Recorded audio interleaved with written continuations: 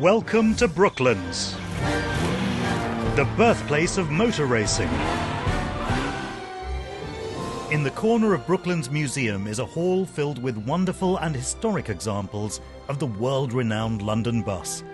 And today, Vice Chairman Roger Stagg is welcoming back one of the most famous buses of all.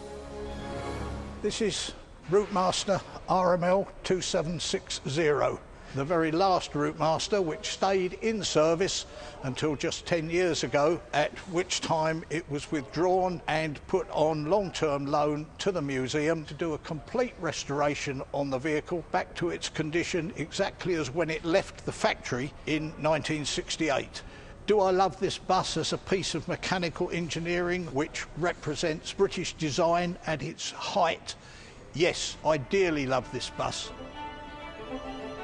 Chaps, can we load these up now onto here? Hold it there. To go with the new paint job, Roger and his team fit seats reupholstered to the original pattern. Bang the cushion.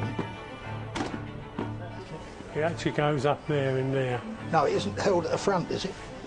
Yeah? Yeah. Oh, yeah. Roger knows the devil's in the detail when it comes to vintage buses, and he has just the man to give the Routemaster a nostalgic brush from the past. Professional sign writer Stuart Betts. I'm sure you must look round here and remember so much that you did. This wartime bus here was one of your easier jobs. This is RML 2760, the latest one we want you to paint. We need the side adverts, the front quarters, the rear quarters, the rear bottom, and the names such as the London Transport on the side. The Routemaster was designed to replace the old trolley buses and the overhead electrical wires that powered them. The first Routemaster saw service in 1956 and was so successful that it wasn't replaced until 2012. One of its most popular features was its rear platform that made it easy to board and alight the bus, even while it was moving. But it wasn't without some danger, and in 2013, former Mayor of London Ken Livingstone revealed that in the 70s, approximately 12 people per year died from falling off the platform.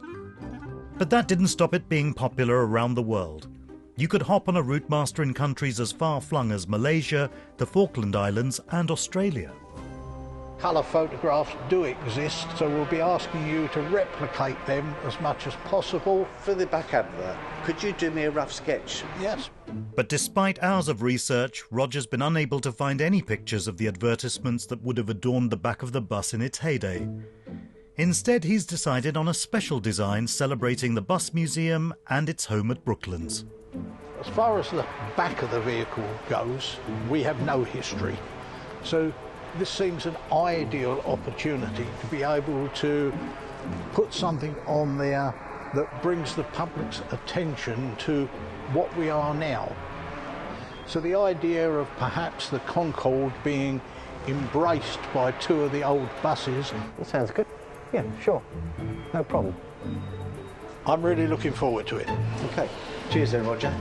With several adverts to replicate from when the bus left the factory and a design brief for an ad on the back, Stuart is going to have his hands full. Back in his studio, Stuart is making headway on the sign-written adverts for the Routemaster bus. I've been working as a sign writer for now over 30 years.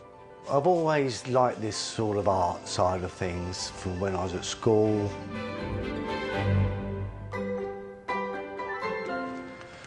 Well, I'm working on the London Bus Museum. This is going to be on the back of the bus. It's the last one which I've actually to do. I have done these so far, so they're going to be on either side of it. And I've got two for the front and two for the back. These have been blown up from a little tiny drawing about so sort of size, which is from a little magazine. Rather than painting directly onto the bus, Stuart has a method which allows him to work from his studio.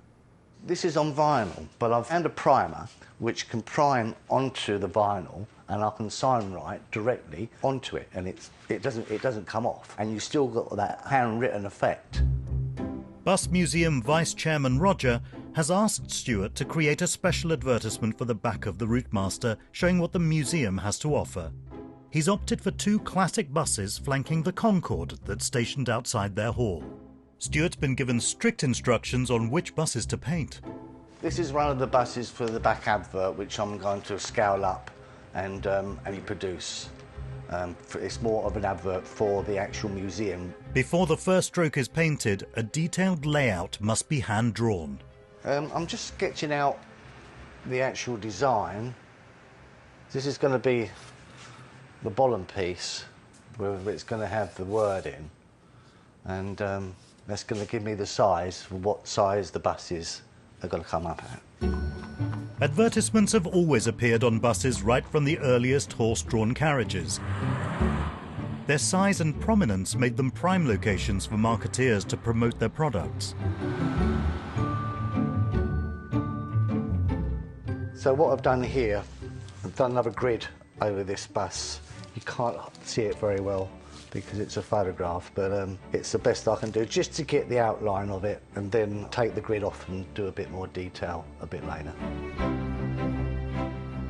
It's difficult to do the detail on these buses. Sometimes what you've got to go by is really incredibly small. You need a magnifying glass on some of it. This bus has been a bit of a challenge for me, but I've enjoyed doing it. It's been fun. This one's just about done as far as I can go on it. Now the Concorde and the other bus need to be sketched in.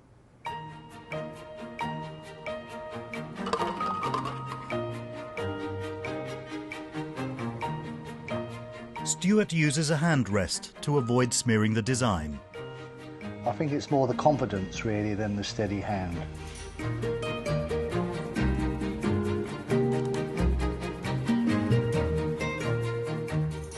I'm making good progress now, getting the background colours on. Then it's the detail work, and that's when it all kind of start coming out, so that's the best bit.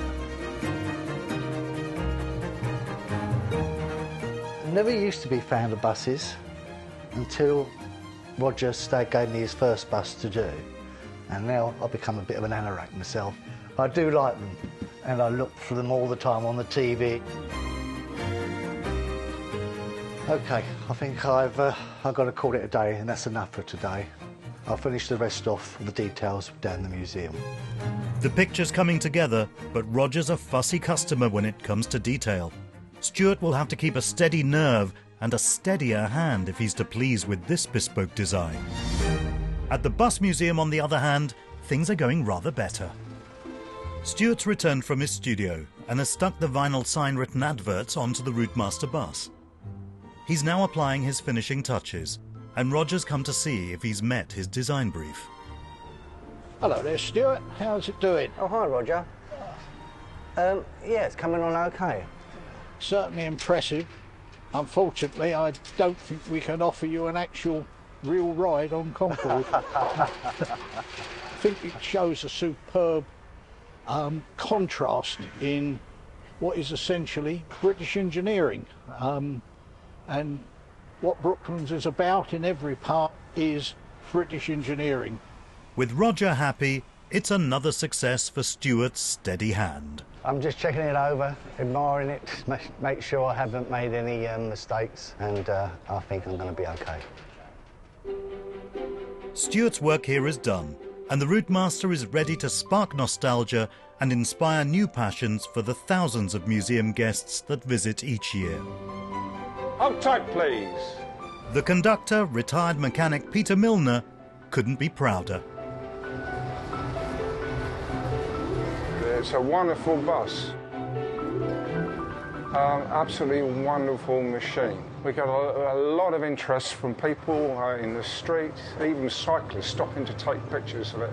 I remembered it in their school days, this particular bus. So, like me, I was a bus spotter and also a train spotter.